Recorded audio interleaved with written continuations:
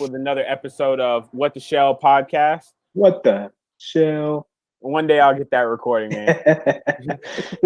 But I can do this in the meantime. There it is. There it is. Highlighted. But yeah, we got an exciting show today, I think. We got Mr. Stephen Chew. And Ed, why don't you go ahead and tell us a little bit about Stephen Chew, man? Oh, man. So I don't want to make it daunting or even kind of say anything, because I know I kind of expanded last week with the whole bread and I kind of talked him up a little bit. And then, I don't want to get this kind of persona that I'm just going to talk everyone up, but I'm going to do it regardless, because Stephen is an incredible guy. If you don't know him, I mean, you're about to know him more in depth. But as a personal friend, I mean, he's couldn't get any more transparent and an open book. I mean, the fact that he has a book speaks the fact that, I mean, he is an open book in and of itself for the community, for Diamondbacks, I mean, it's priceless and valuable nowadays. So other than that, I mean, I'm just excited to dig a little bit deeper in with some of the questions that people have sent in, and just kind of just pick it one layer at a time, because I mean, I know him, he's a great friend of mine, and I mean, that's it, I consider it priceless. So no, that you're exactly right, man. I mean, he's one of the people I definitely go to. And when I found out there was a way to get his book, because the first time I saw his book available, I went on Amazon and it was like $100, man, on Amazon. What? Really? Get his book, because the first time I saw his book available. Whoa. Sorry. Hey, you started the watch party? Yeah. All right. $100 for that book? Man. Yeah, man. I was like, man, this is a celebrity here. But and we got a signed copy too, right here in the studio. I got a signed copy too, man. All the best. All right. He wants me to have all the eggs. Come on now. But why don't we go ahead and introduce him? I'm gonna go ahead and switch to the Instagram live so our viewers can see it as well. Give me one second. So Cody, just real quick, just give us your brief overview also, though, with your background real quick, and just who you are and where you've come to be starting this podcast, man. I'm actually okay. So one of the passions of mine is educating youth. I actually went to school for nonprofit management at the University of Florida, and I worked for the Boys and Girls Club for like 4 years. And then there came a point where my wife told me I should get into education because she was a teacher. So I started teaching, and I always kept reptiles and turtles and lizards and things. And honestly, I was watching a football game, and Maryland was getting destroyed by Ohio State. And OU. Yeah, they were the Maryland Terrapins. And I'm like, dude, what is a terrapin? That's awesome. I knew what a turtle was. I knew what a tortoise was. So I literally dived headfirst in. I figured out what they were. And I was like, man, they're here in Florida. And so then it became me trying to hunt them down to try to find a breeder, Facebook groups. And honestly, if I bring it back to this podcast, I really want to do the podcast because I wanted to create a platform where people could casually learn and talk about reptiles, not just diamondback terrapins. I mean, we agree that they're probably our favorite turtle, but I've noticed in the Facebook groups, you get some people that tend to be disrespectful or rude, and it causes people not to want to chat.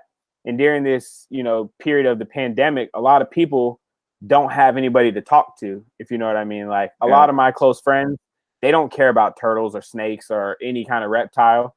And so I wanted to provide a place where people could talk about them and feel safe, if you know what I mean. No, yeah, totally, man. Because so a lot of people just started out with a fly on the wall, but as far as questions and stuff, that's why we want to give people an opportunity on here to ask questions that you normally, totally anonymous. You can just, feel free, man. I mean, we're an open book, and we're bringing people on to be able to just expand on knowledge, because we don't know it all. We've been in it. I mean, I've been in it, knowing terrapins and turtles and my whole life. Terrapins maybe 10, but I mean, but as far as the magnitude of some of these people that we've talked to, like last week, and especially today, I mean, this is invaluable, guys. So pay attention, listen close. If you got questions, let us hear us out.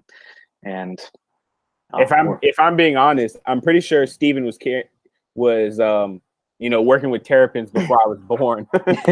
When he said he made the website in 1998, man, I was born in 1992. Oh man, you're almost making me feel young, man. Man, I mean, I'm just being honest here. So I'm like, at 6 years old, I had a Red-Ear slider that I got from the fairgrounds. So I mean, dude, I was the backwoods kid that was my dad had me out, and I was collecting stuff and bringing stuff home, and my mom was having a fit, and but that was just how I was born and raised, and that's why I went to school and college for wildlife management, and did the studying in the aquatics and wildlife biology, and but like you said, a lot of time is you can't reach the community as much as you can sometimes, like how we're doing now. So hey, I gotta admit, before we bring him on, if I could go back in time, I would definitely have started school doing like ecology or wildlife conservation.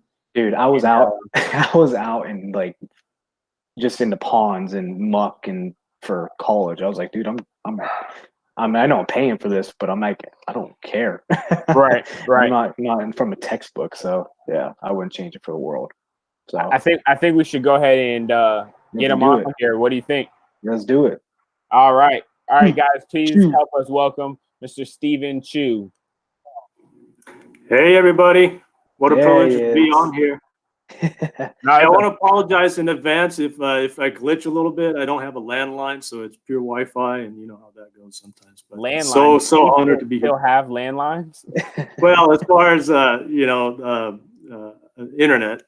Oh, okay. That's all right, dude. The internet will definitely succumb to make sure that this stays as clean as possible because it. Oh, for sure. So, they want to hear you. Right. So, Steven, man, how you been doing, man, lately? I mean, I know. Well.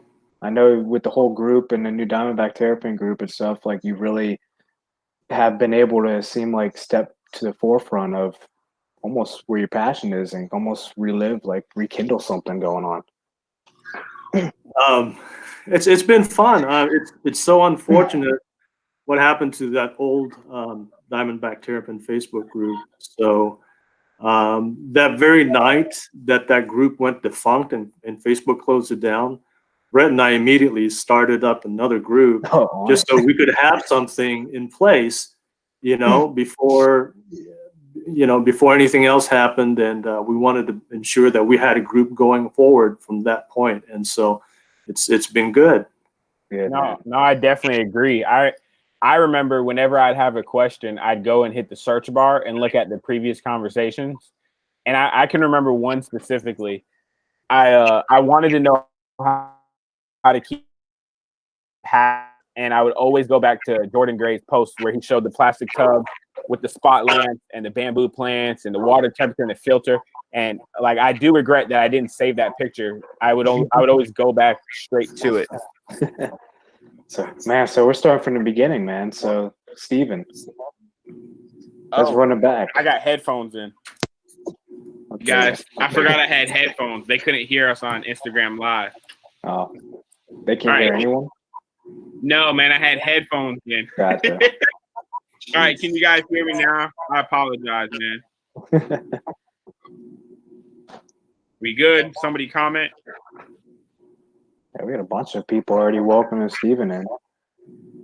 Oh, yeah, man. So starting with hatchlings, man.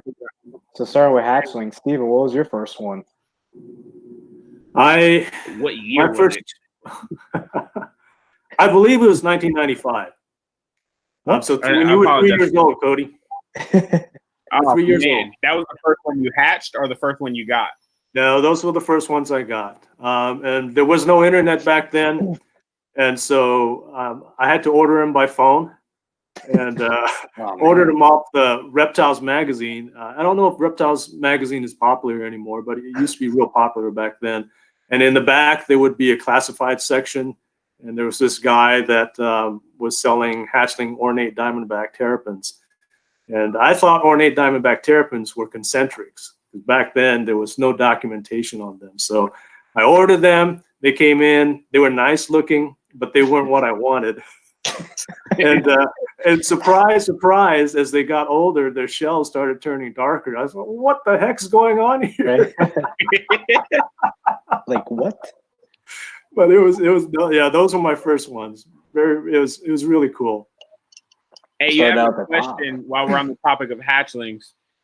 One of our viewers on Instagram Live wants to know, how did you keep your hatchlings when you had them? I kept them in. Hold on, I'm sorry. I think you should explain to them why you don't necessarily have terrapins right now, because I think a lot of people might not know your story. I apologize. Yeah. Not a problem. So yeah, I started keeping them when I was in California. Okay. And let's see, it's been 2012. So actually, it's been 10 years ago that we moved here to Texas. And Texas started restricting the possession of diamondback terrapins, and it just became stricter and stricter to a point where I can't keep them anymore. So it's been 10 years since I've been reading them. Okay, so we'll go back. Anyway, yeah, back then I kept them in about 10 inches of water with a lot of floating plants for them. Just a fluorescent UV light, a good filter, and it worked out for the most part. But honestly, if I were to do it over again, I would not. I would only keep them in 1 or 2 inches of water, again with lots of floating plants. And the UV light is fine as long as it's fluorescent. Definitely no basking light.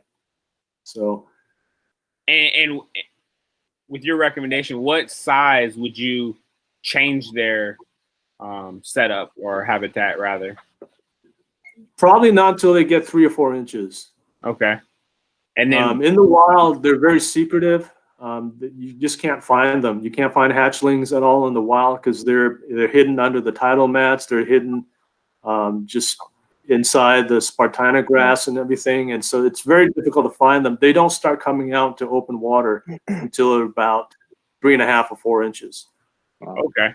And then you would just raise the water level slowly or dive in?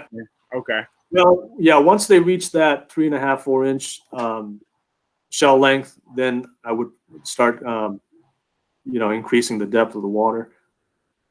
So at least that's my recommendation now.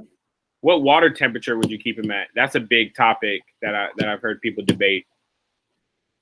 That's really up to the owner. Some people like to power feed them. They like to have them grow really quickly.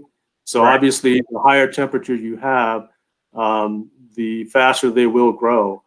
I probably wouldn't keep them above 82 degrees as far as water temperature or anything like that. Right. For any, extended period of time at least. And it also depends on your subspecies. Obviously, if you have northerns, you can keep them cooler, room temperature. That should be fine. But as far as ornates, Mississippis, they're gonna want little higher temperatures. Right, for sure. So and there was a part B to the question. I apologize. The pH. He was curious about the pH as well. pH. You think about brackish water, and it's not going to be acidic per se. I believe it's a little bit more neutral or on the hard side. I may be wrong, but I find that when I add the salt, my water is definitely harder. Okay. But that's just me. Yeah. But you think about pH, softer pH environments as bogs, where there's a lot of decaying plant material and peat and things like that. And so diamondback terrapins don't live in that kind of environment. No, I just wanted to share this, Ed, and then I know you have a question brewing. This is from Dan the Guppy Man. Yeah, that's good. Yeah. Hey, my hat off to Jordan Gray. He's the one that clued me in on this, not providing basking lights for hatchlings. He's really knowledgeable, and I've probably learned more from him about diamondback terrapins than anybody else. So, for sure, man. Ed, why don't you get that question on the tip of your tongue, man? Well, actually, I almost kind of just expand on what you just said on the tail end is okay. I was gonna ask, since there was no internet, there was no any of that.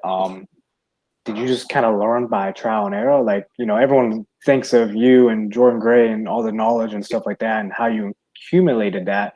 Was it just over the years of trial and error and get to really know the species? And then, because between the website and the book, I mean, a lot of it was firsthand, right? Or Yeah, I mean, there was definitely a little bit of that. I'm trying to think. There was no literature out on diamondback terrapins as far as captive propagation, herpetoculture.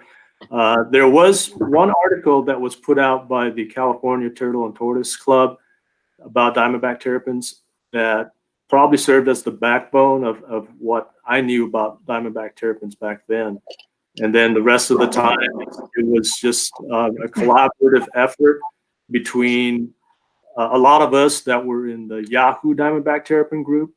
A lot of us learned a lot of things together. You had Vicky Hayes, who started it. Jonathan Helms was a big part of it. Scott Howard, had James Lee, Keith Boiseneau. So a lot of guys like that.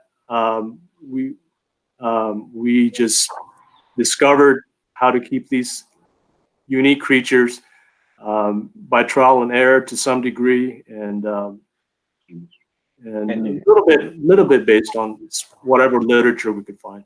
And were you trying to go for the most natural, or just as far as keeping thriving?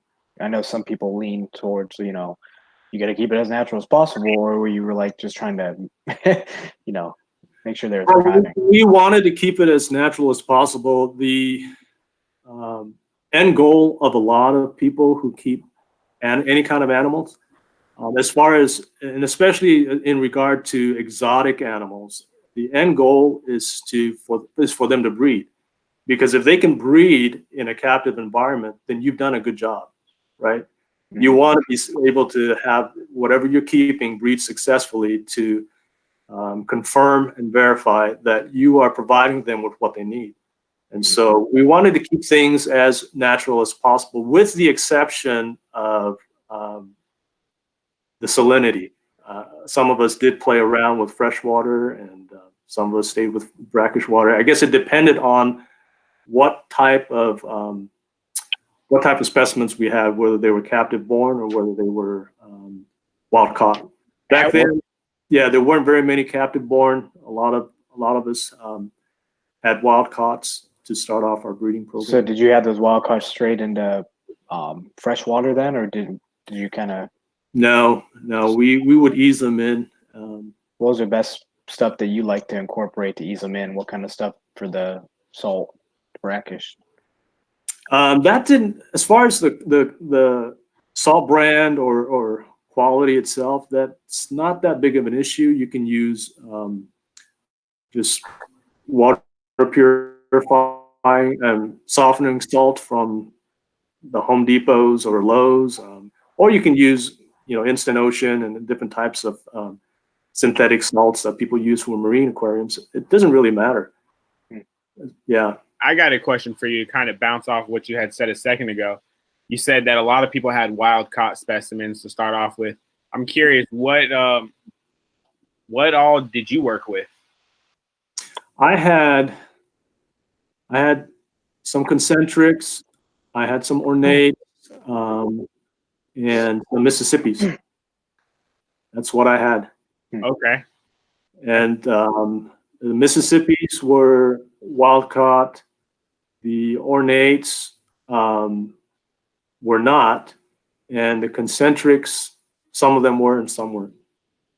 So did as you kind of navigated that route, did you notice, because everyone almost has their cup of tea, like since you almost draw towards that, did you kind of see other people split and like, okay, well, one just wants to work with ornates and the other one, here? It was kind of cool to see how people branched off and saw their own kind of niche and what they liked with the subspecies. Yeah, there's definitely quite a little bit of that. Hey, Jim. So you had people like Vicky Hayes that stayed exclusively with ornates. Lisa Lee, for the most part, with ornates.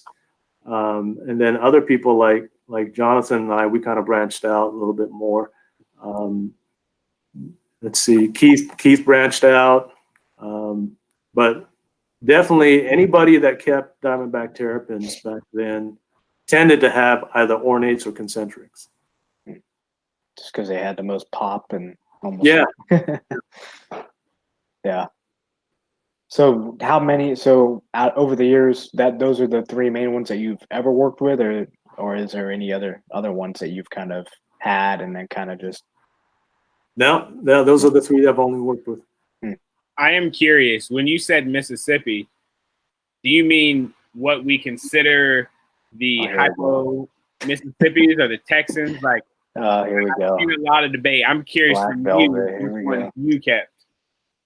Yes. No, the Diamondback terrapins that people call them Texans are technically Mississippis. Back then, there were a couple of incidents where there were two large shipments of them that came in. And John, there was one that came in Oceanside, and I lived in Orange County, so I was about an hour away. So I drove down there to take a look at the shipment, and guess who else was there? Jonathan Helms. And so this is where we procured our breeding group, and this group was from Louisiana. So back then, the Texas subspecies, their range went into halfway into Louisiana, and so back then they would have been considered Texan, but now their range stops at the Texas-Louisiana border, and so those are definitely Mississippis per today's I forget the word for that. Anyway, the subspecification of the genus localities.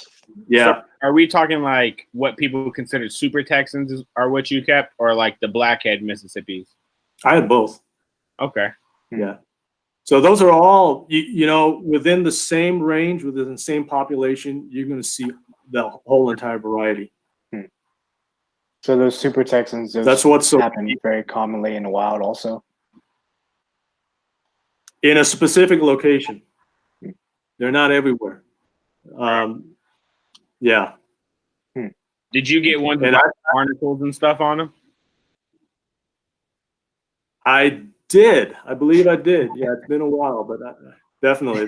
There were definitely incredible looking, man. I mean, we sit here and talk about, am I keeping the pH right? Is my water temperature right? And these terrapins are literally living with barnacles on their shells and, huge faces that, it's just insane the amount of care that we try to put in now. And I mean, we're letting the earth go, and these things are just doing what they do. Yeah, and you notice with the wild caught, I mean, how long did you notice that, especially as you over the years of breeding and you got more into the kind of breeding and just I don't want to say conditioning them, but in essence, generation after generation, with the captive bred, you kind of modify that and fine tune it a little bit.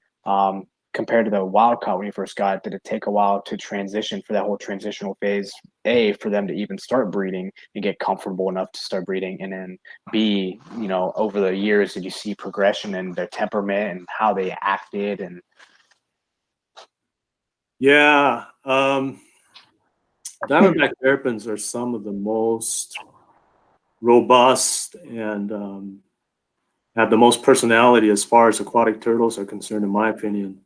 And so even wild caughts have that. They're not very scared of you, and they get used to it. They're very tame. They're very smart, so they associate you with food pretty quickly.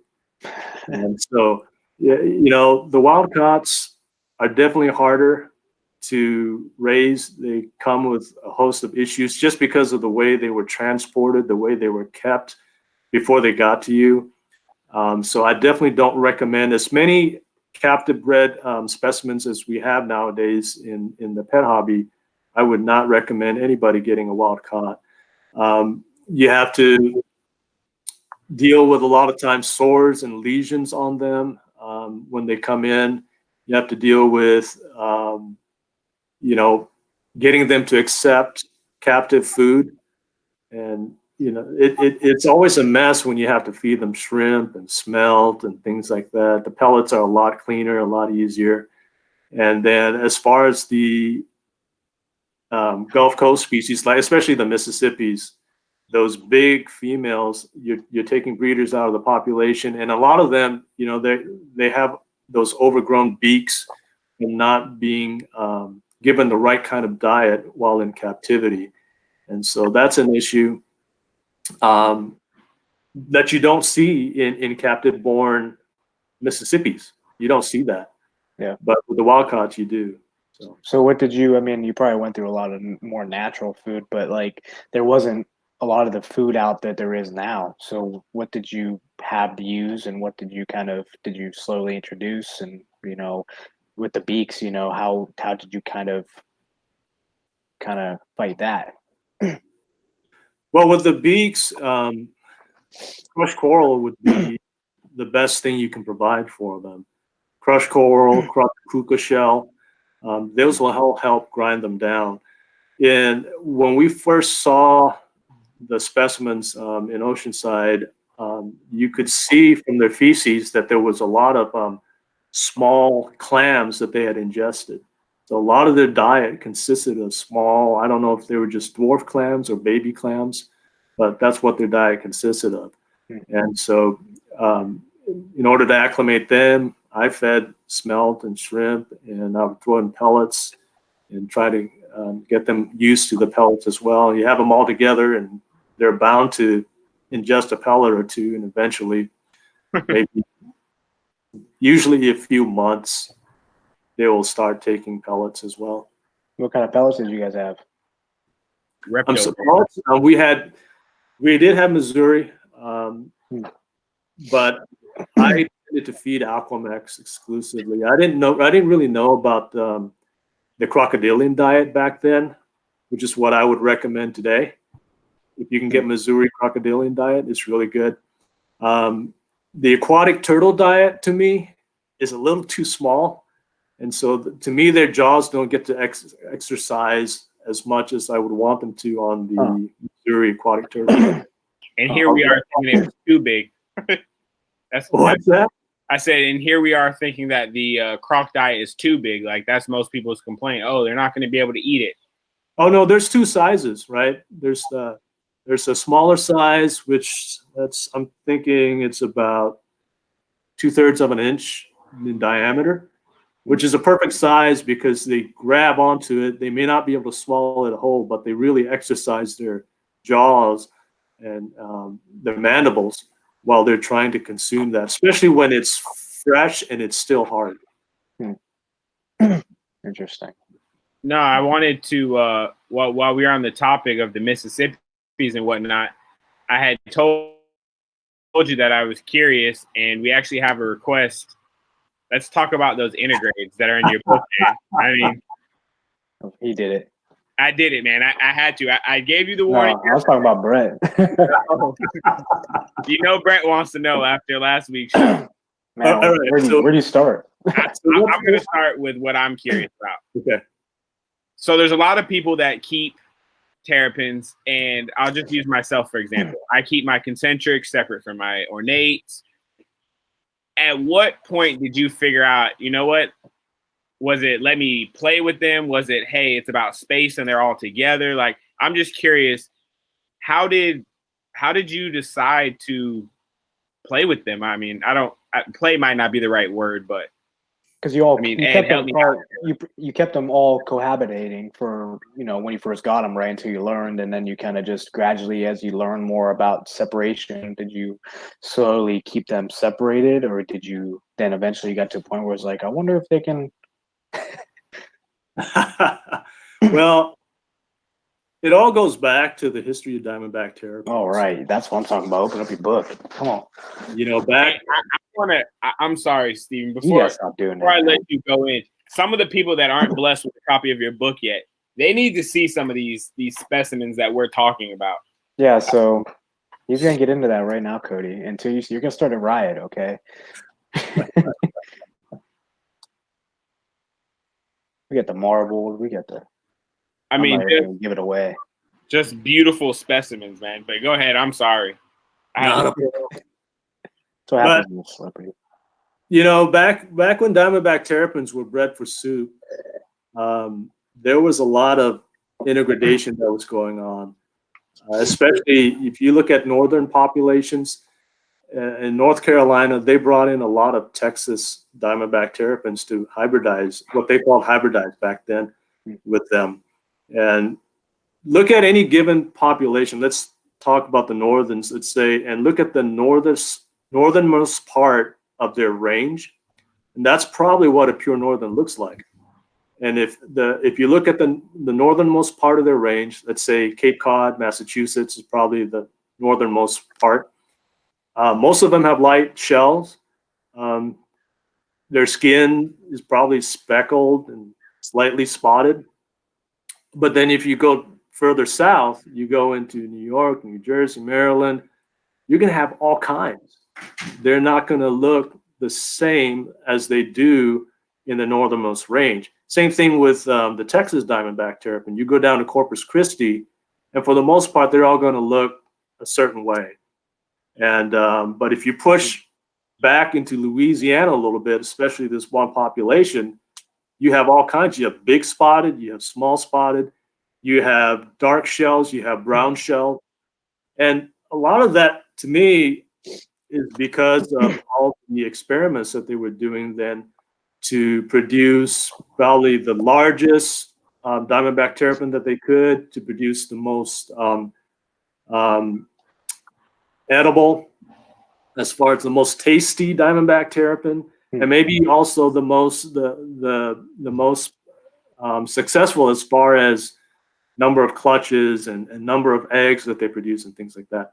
Anyway, that's the history. So in my opinion, there's already a lot of that integration that's going on in the wild. And if you look at, let's say, a concentric, how do you think that happened? They exist naturally. What's that? Oh, I was asking if you wanted us to guess or. No, he was about to expand.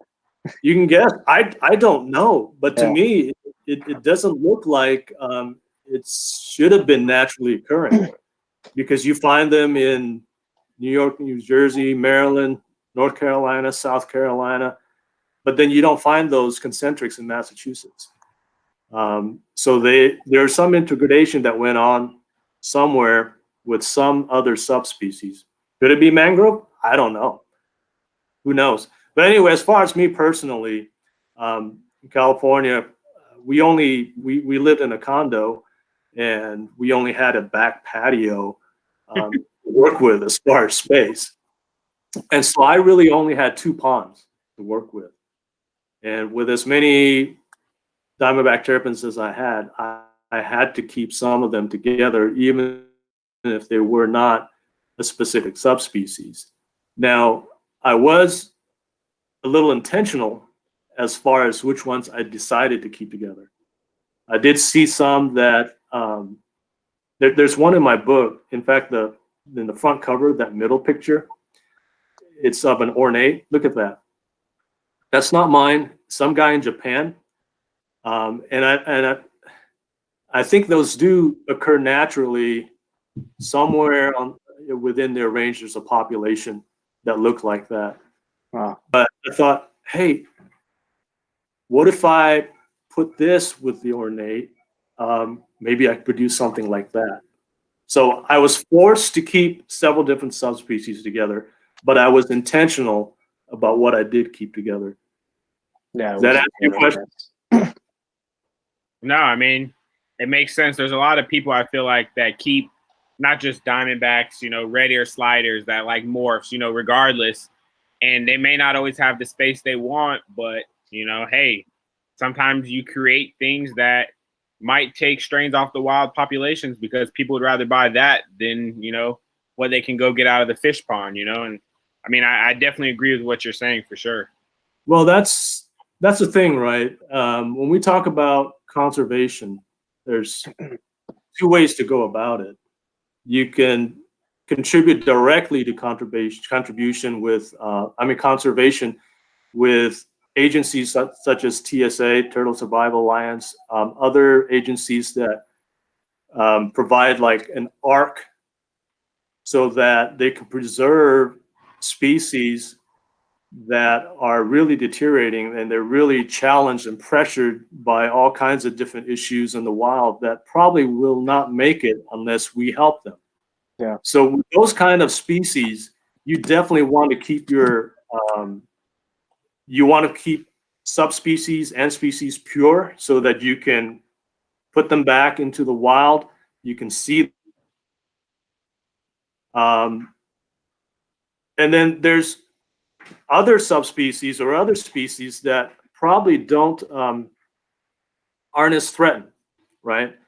There may be local populations that are thriving well, even though their range may be dwindling a little bit. There may be other pressures on their survival, but for the most part, they're not being poached. There's good laws behind their protection and things like that.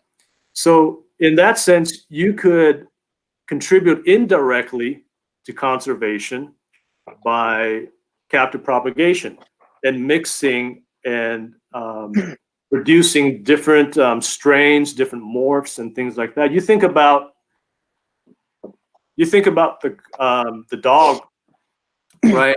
You think about dog and the genetic material that was contained in the very first dog that human beings domesticated.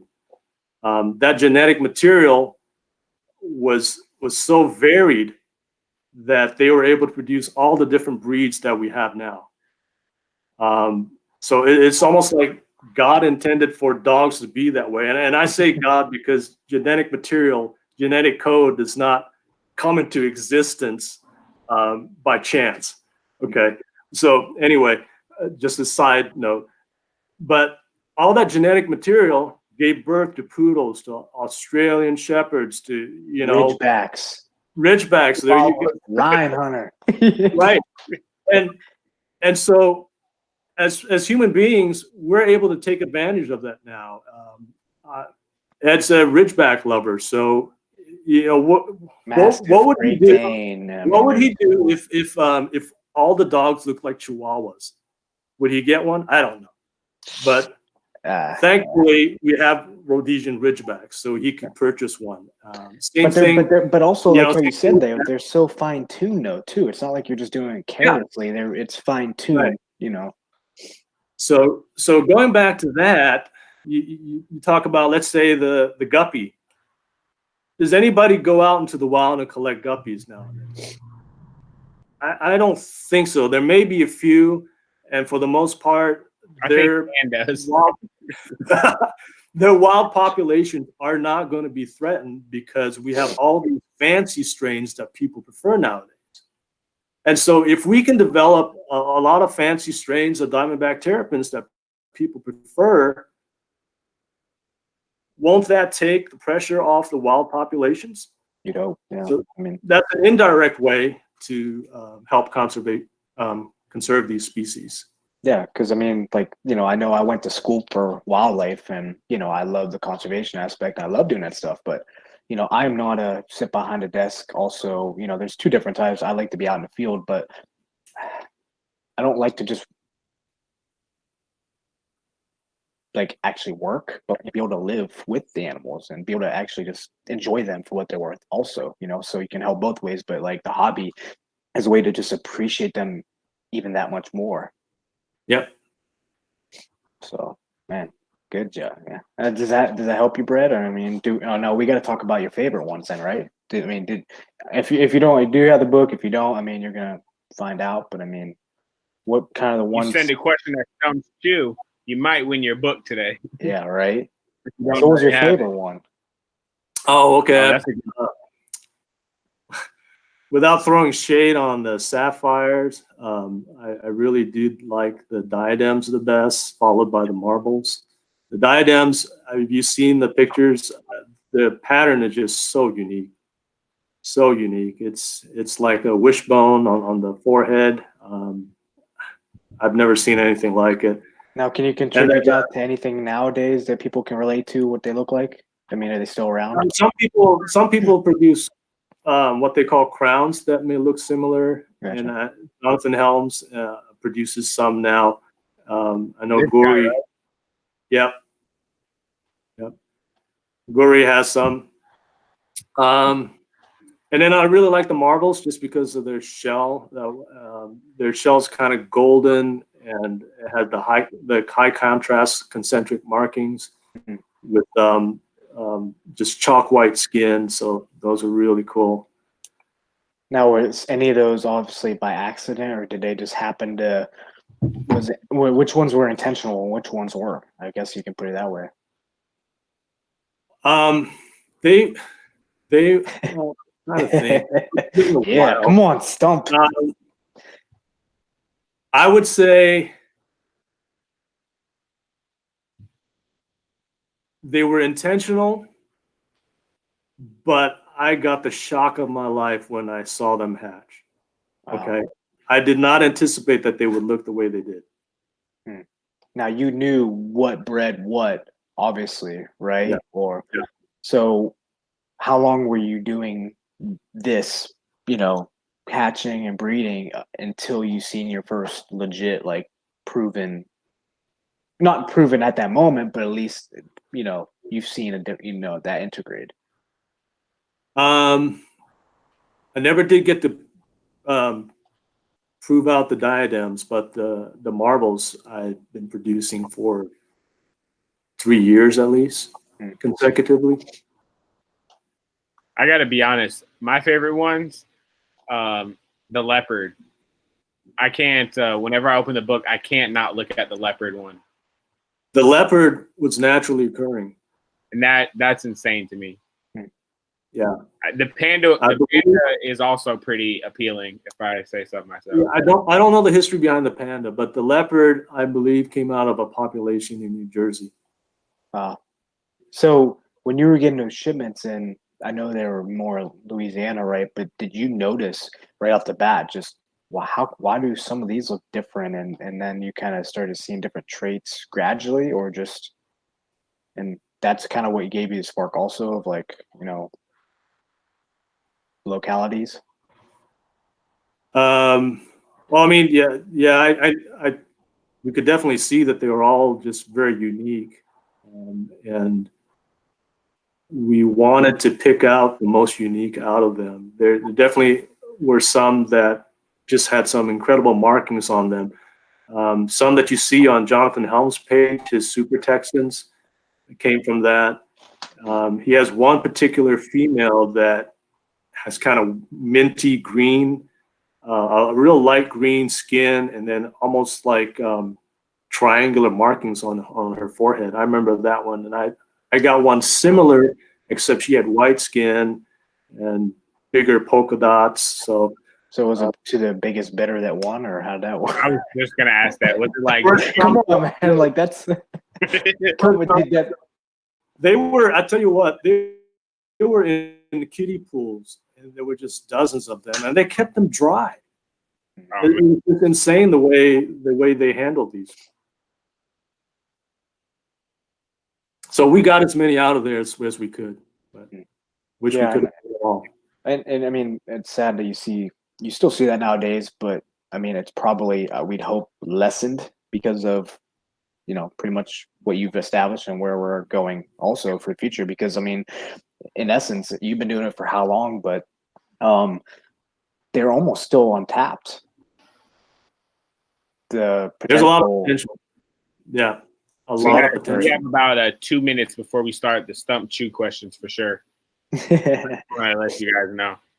Hey, man, we can expand all we want. So, Steven, I mean, if you're speaking to the audience, I mean, what do you think if you were, whether it's you just first saw your first one, or you've been doing it for even 10 so years, what's something that, given your experience and where you're at now, you would have liked to know back then when you maybe first started, or something you thought was unique and different about them? As far as it can be anything, breeding, captivity, temperament, anything. It can be anything. What?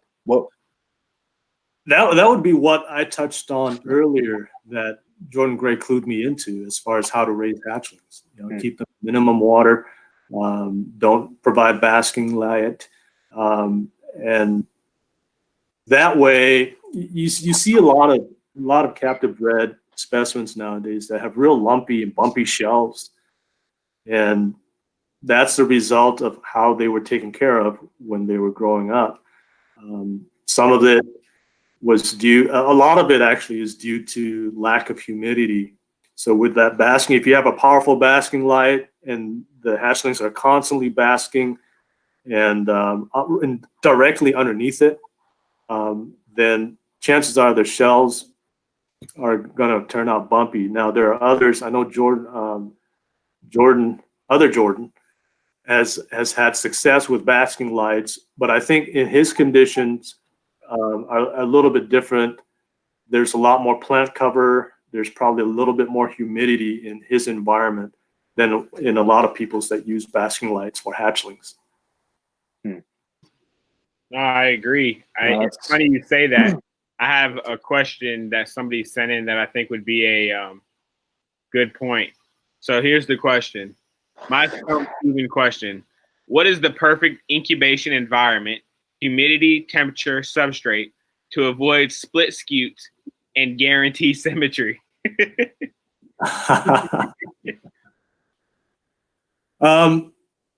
Split scutes, sometimes it's genetic, sometimes it is incubation related. I would not go, it's hard to say, but maybe 85, 86 Fahrenheit is where you're going to start seeing some split scutes. So be careful at those temperatures. Humidity, I don't know that that's that big of a factor on split scutes. Okay. Next question. I'm going to show it up on the screen because it's on Facebook.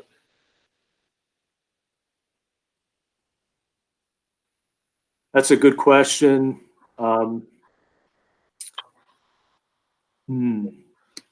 Essential components. Space, I think, is a big one, right? Sometimes you have situations where females are not receptive to courting males, and they may nip at the males to try to get them off them. And so in situations like that, you can't really change whether or not she's receptive, but you can change the outcome of what happens by providing enough space for her to retreat. And otherwise, I would say besides space, obstacles, providing the right, but obviously providing the right kind of, the question specifically about. Hey, may I say something real quick while you're thinking? So I have a terrapin known as Mango. I'm not going to go into the specifics about her, but I found that she is one of my friendliest terrapins.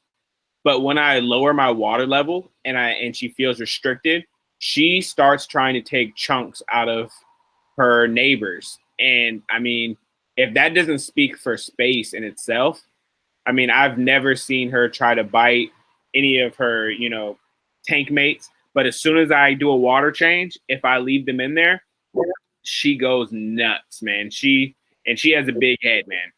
And I think you're spot on, man. It's definitely space and eyesight barriers. Like if the male leaves the female alone, she'll be fine. But if that male's on her all the time, like she's gonna get sick of it. I mean, it's like our wives. That's a very good point, Cody. Space is defined as not just horizontal, right? Not just horizontal space. Yeah. It can be defined as vertical space as well. And I mean, in the wild, females tend to be in deeper water. They tend to access deeper water than the males do.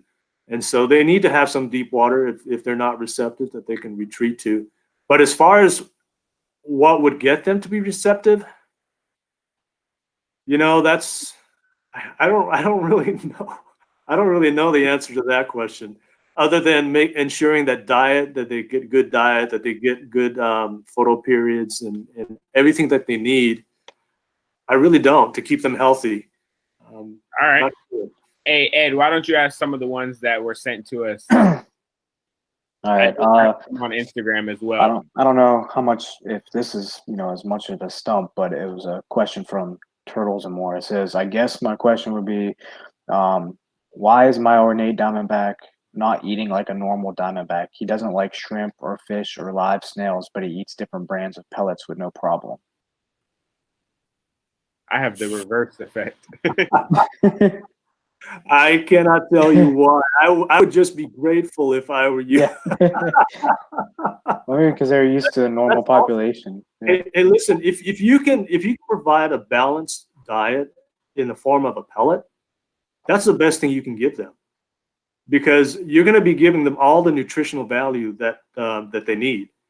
With shrimp, you're only giving them certain nutritional value. With fish, only certain nutritional value. Same thing with snails. But if you give them pellets, especially good ones like Missouri, you're giving them the right dosage of calcium, the right dosage of vitamin C, phosphorus, protein, and fat ratio. I'd be happy if I were you. So that can even go into a different question, since you had to deal with that early on. Say you have a couple that that they just wouldn't take pellets. I mean, did you have any that just were not having it, and so you had to somehow provide and supplement? So other than shrimp and pellets, shrimp and smelt, were there other ones that you can give, ones to acclimate, or they just want something different to give them a different nutrition value? Well, I was fortunate. I lived 20 minutes from the beach. So during the summertime, we would go to the beach and I would collect sand crabs. And I would give them the sand crabs. They devoured them. They loved them. So if you have access to crabs as well, especially live crabs, give them some. But otherwise, mine tended to take to pellets eventually. None of mine ever just stuck to frozen foods and things like that. So. That was his question, by the way, that he sent in. Awesome. All right. Ed, why don't you ask one more, and then I'll ask an Instagram question. Yeah. So, all right. Well, let's try this one out.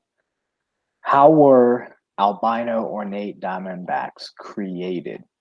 I know you need an albino ornate and a regular ornate to have a chance to produce an albino ornate. But how long did it take? How many generations of regular ornates did it take to create the first albino? I know that can be very broad, but as far as educated guess goes. This will probably be the question that wins my book today. Yeah. I honestly do not know. I don't. Okay, there are two people. There's one person that has told me that he produces albinos, and they just produced them by accident out of his ornate group. Wow. So I don't know.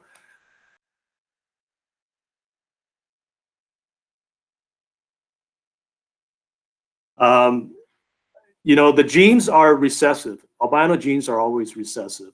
So that means that they're there. And there's always going to be a small chance that you can produce it was him. that you can produce a hatchling with dominant albino genes versus recessive. So there's another person that some people have told me also produces them. I've never talked to them. I don't know whether that's the case. And there's just a lot of secrecy surrounding some of these higher end morphs. People don't like to know that they're producing them. I don't know if they don't want to be emailed constantly and badgered and things like that, or what. But there's a lot. There's a lot of things that are out of secrecy. I heard from someone that has been in it for a long time that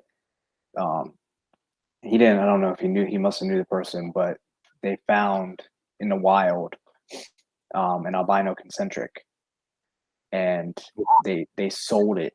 Like it sold like instantly. I think they paid like 15,000 for it.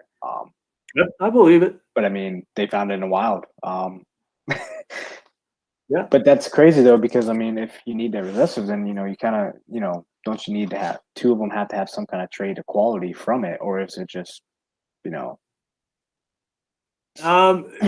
always recessive, so sometimes it just comes up dominant. And I've also heard, I think in relation to snakes, yeah, if you breed a parent or an offspring back to the parent 7 generations, that you'll start producing albinos. So I can imagine in a small population that albinos could occur naturally, of course.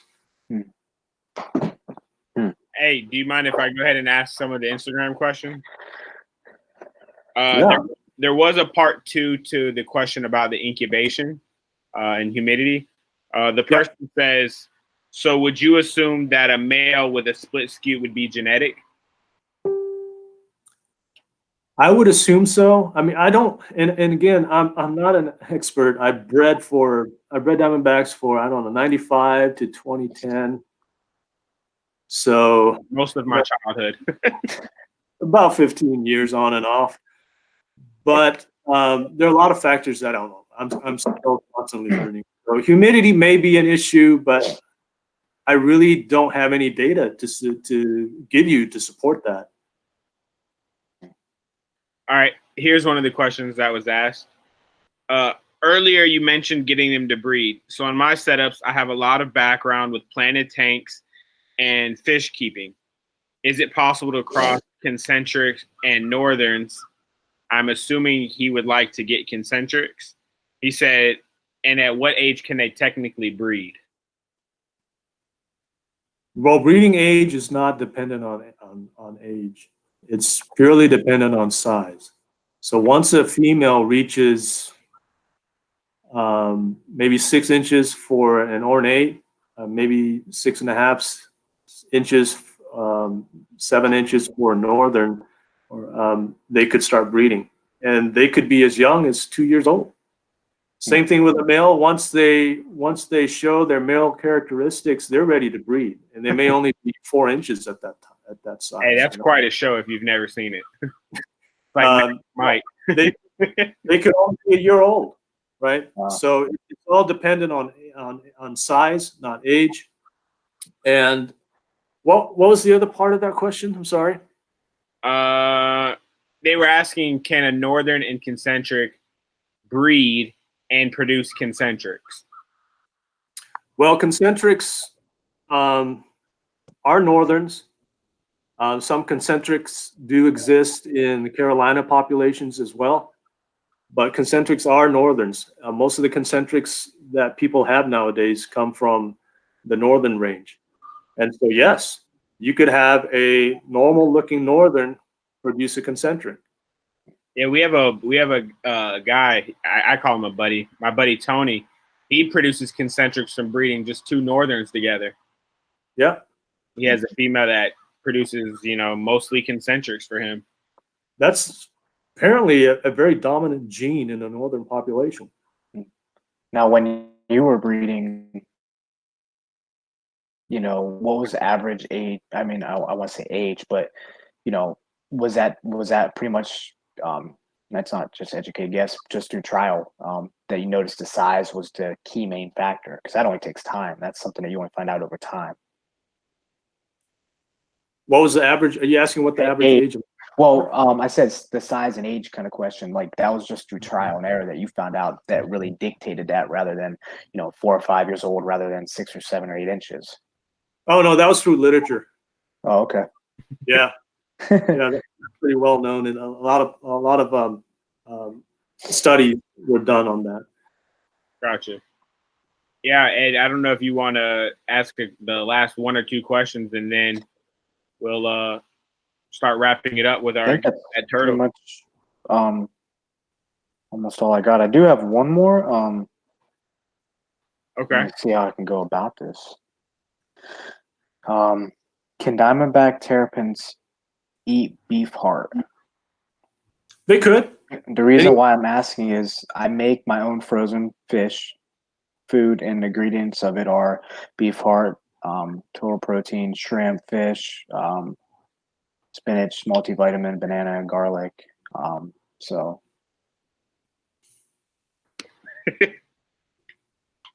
Yeah, any kind of protein, they will eat, and it's okay. Keith, maybe Keith can fill us in on the albino breeders and how they're produced. even you must know him personally or something. Yeah, so that's all I got question wise. So actually I wanted to actually know, because I know you created a website. It was a website and then it was the book. So I mean, how long were you doing it before you actually was like, there's nothing out as far as the avenue that we're doing it with a book? Like, because that takes time. I mean, I've wrote my own book. It took me a year and a half to do my own my book. So I know it's a very investing thing. What kind of led you to actually pursue that?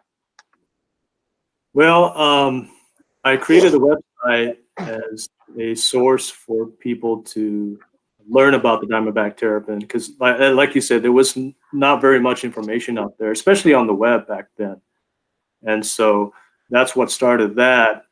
And I also wanted to highlight the Yahoo group. And so that was a source of getting people to join the Yahoo group and getting that diamondback terrapin community going. As far as the book was concerned, James was the one that approached me to write a book. And so I don't know if I'd had much thought about doing a book before then. So I've got to give the credit to him, because he took the first step. He researched publishers and things like that. And a lot of the photos of the turtles that didn't belong to either one of us, James was the one that procured them. So he definitely did a lot of research and did a lot of what's the word for networking to get those pictures. So we need to have like a double kind of thing going on in it. Yeah, we gotta have down the road. We gotta have Jordan and Pippen in one episode. We'll let you figure out who's who. Hey, I did get an interesting question that I'm also curious about that was just sent in. It said, "Are fish gut loadable? Like, can you feed them and get nutrients out of them when eaten, based on what you feed the fish?" To a certain extent, yes. You hear that about crickets all the time. And I would think you also hear that about how, fish can be contaminated by whatever waters they're in. Let's say if the waters, the rivers or whatever, are contaminated with lead or mercury, that the fish can also have that. So in a certain sense, I believe that's possible. If you can feed the fish, a really nutrient-rich type of food, then the fish are going to be more nutritious to the diamondback terrapin. And then the process and the cycle. Yeah, I don't really know about, like immediate gut loading, somehow sticking, I don't know, a vitamin into a fish mouth and then feeding it to the diamondback terrapin. I don't know if that works. I guess you could, but in that sense of gut loading, I'm not real sure. But the more nutrition you give your fish, the more nutritious it's going to be for your diamondback terrapin. Now I have the question that's a good ceiling question. I don't know if you mind. You got any more, Cody? No, sir. It's funny. The person that asked the gut loaded question, the Instagram live went out while you were answering it. So I feel but such is life. I'm reading the Instagram live. So go ahead, Ed. So I'm looking at that beautiful, I think it's a real tank behind you. What do you keep now? Oh, because that stuff doesn't go away. That's a planted tank. I just have some dwarf shrimp in there, but I really like the plants. It helps. To me, the green just really brings a soothing effect. I have some fish. I've got some native long-eared sunfish. I have some American flagfish. some sailfin molly. So I really like native fish, especially if you can go out and collect them. So I've got some of those. And then I've got some red ear slider morphs and some map turtles. Some largemouth They don't- bass. What's that? I said you got some largemouth bass in there. Did you hear me? That I don't. Just go fishing in your fish tank, huh? Yep. I think I got another two-part question. This is almost more of a personal one that I think we all, husbands and fathers and can relate to, and that kind of goes off of last week with Brett saying about time, and I don't have the time to do a lot of the different things, setups and stuff, because this hobby takes time, feeding, cleaning, especially when you're doing water, large amounts of water. Did you ever have not to say issue, but did you realize as far as a balance of hobby and family, and like, did you ever have any kind of conflict in that came too much? Because you can get overloaded really quick with animals. You see it all the times with the snakes and stuff. Same concept with turtles. Like, how did you find a healthy balance, or did you even have that issue? It's been an issue before. I know there, we all get into seasons where we probably devote too much time to things other than our family. Family should always come first, absolutely, and marriage should always come first. The spouse before the children. There should be a priority in where we spend our time and with who we spend our time, and so. There's been times when I've had to back off as far as the time that I spend maybe looking at my turtles, observing them, or the fish, or whatever. And I used to keep chameleons too. The times that I would spend looking at them, or the time that I would spend on the internet researching, or being in community with people that have the same interests and things like that. And so. At some point in my life, I had to make the decision. Okay, well, got to give my family this amount of time, my wife this amount of time, and then anything extra can go towards the hobby. That's a good closer. If you don't mind, I'm going to bounce off that. It was actually funny that you said that, because my wife and I had a late night conversation last night, about my turtle keeping and fish keeping and whatnot. And her thing was, she felt like I never tried to include her in like teaching her about the turtles and turtle keeping. And so she always felt distant. And I think I can't speak for everybody, but I know for sure there was a period of time where I felt like it was my own little isolation island where I could do my own thing and it was peace. But in reality, like, you can include your family. Like, I know for sure Ed and I both let our daughters feed the turtles, knit them, take care of them. Because, I mean, one day, whether you're breeding or not, my daughter is going to be taking care of my turtles. They live long. These are animals. You got to realize, Stephen, like these animals live a long time, especially if you treat them right and treat them properly. I mean, so they're not a dog that lasts, take for granted 10 years, which is still a long time, but they can live 20, 30, who knows how long. Exactly. So, yeah, that's a good point, Cody. The more we can get our families involved in the hobbies, or at least share the same passions, the better it's going to be. Amen. No, for sure. Amen. That's a good one. It was definitely one of my next guests that I want to have. To the young ladies that keep turtles. Like, I know for myself, you go on YouTube and you got Camp Kendon, you got Dan the Guppy Man, you got Greg, you got all these guys you can look up to, but who do the young ladies like Ed and I's daughter look up to and say, hey, I can do it too, and so like that's one of the things that I want to have soon as our next guest is somebody that can inspire the female keepers, because they're out there, Yeah. Right. That's right. And I think that's where community makes a world of difference. Right. You think about Diamondback Terrapins, and probably nobody has had the influence in the community as Lisa Lee. Agreed. Yeah. So. Yeah. And yeah, definitely. Hey, do you want me to go ahead and share this picture, man, and let them guess Well, Yeah. we let Steven pick a question. Yeah, so is this going to be our finisher then? This is the turtle. It was my turn to pick this week, huh? Yeah, you picked it, man. I have no idea what this is. Well, All right, guys. Go ahead. No, go ahead. I'm ready. I was gonna say, all right, guys, on Instagram and on Facebook, I'm about to post a picture of a turtle. We're gonna do it every week at the end of this show, and we want you to try to guess. There's no prize this week because we are giving away a signed copy of. I don't think we're ever gonna beat that. So I mean, yeah, man. But we do want you to guess and have fun learning about other turtles. I mean, granted, our first two guests have both spoken about diamondback terrapins. We do want to talk about other types of turtles. I mean, they're all interesting. We just have our favorites, man. I mean, I have musk turtles. I have spotted turtles, which are definitely my second favorite. Either way, let me stop rambling. Let me go ahead and share this picture. All right, let's share. Well, Steven, if I'm not mistaken, Steven's the one that almost got last week's. Oh, he guessed it. Can you guys see it? Maybe make it bigger. Bigger. I don't. Oh, wait. There you go.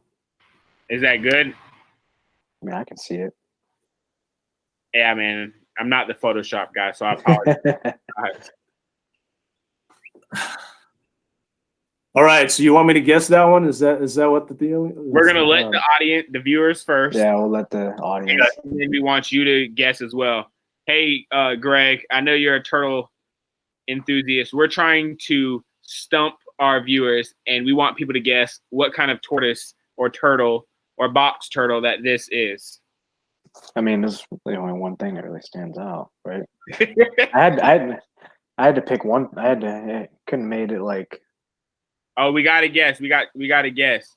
Ah, man. Dan and Greg said plowshare. That's it. That's it? I don't even know what that is. Well, think of the name. Plow. Shit. I mean, what does that look like in the front? That joust? That plow? I definitely get it. It's a plow. But I'm saying I didn't even know what the hell that was. Like, do you know anything about him? Or yeah, I mean, just because I keep a couple of tortoises and leopards, and most of the time, yeah, you see, like Dan said, it's most of the time you see like, the Galapagos and the Aldebras and things that are like kind of rare just because of it's how pricey they are. But that's actually one of the rarest, if not the rarest, tortoise, just because of I was doing research, and even up until 4 or 5 years ago, there was 600 in the wild, and now it's even dwindled to last year like 200, and they're native to Madagascar, like with the radiated. But there's like you're talking about 200. Come on, like.